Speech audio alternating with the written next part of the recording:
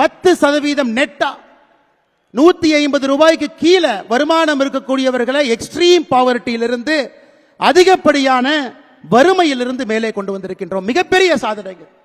11 ஆண்டுகள் நம்முடைய ஆட்சி மக்களுக்கு சொல்லி இருக்கின்றோம். இது சாதாரணமான ஆட்சி இல்லைங்க. உலக வங்கியினுடைய ஆய்வறிக்கை சொல்லுது, ஏப்ரல் 2025 உலகத்தில் மிக வேகமாக வறுமையை கடந்த 10 ஆண்டுகள்ல ஒழித்த முதல் நாடாக இருப்பது நம்முடைய பாரத நாடு. அதற்கான தலைவர் பாரத பிரதமர் நரேந்திர மோடி அவர்கள். அதுவும் சாதாரணமா இல்லைங்க. யோசிச்சு பாருங்க, நம்முடைய பிரதம மந்திரியினுடைய ஆவாஸ் யோஜனா, வீடு கட்டி கொடுக்கக்கூடிய திட்டமாக இருக்கட்டும், உஜ்வல யோஜனா திட்டமாக இருக்கட்டும், ஜன்தன் யோஜனா திட்டமாக இருக்கட்டும், ஆயுஷ்மான் பாரத்தாக இருக்கட்டும், எல்லா திட்டத்தையும் ஒரே வீட்டிற்கு கொண்டு வந்திருக்கின்றோம். அன்பு சொந்தங்களே, இன்னைக்கு தமிழ்நாட்டில் பார்க்கும் பொழுது மக்கள் நிம்மதியா இருக்கிறாங்களான்னு கேட்டீங்கன்னா நிம்மதியாக கிடையாது. காரணம் என்னன்னா, பெண்களுக்கு பாதுகாப்பு இல்லாத சார்கள் உலவி கொண்டிருக்கும் பொழுது எப்படி பெண்களுக்கு நிம்மதி இருக்கும்? மக்களுடைய பணத்தை கொள்ளையடித்து சினிமா படம் தயாரிக்கக்கூடிய தம்பிகள் உலவி கொண்டிருக்கும் பொழுது எப்படி மக்களுக்கு நிம்மதி இருக்கும்?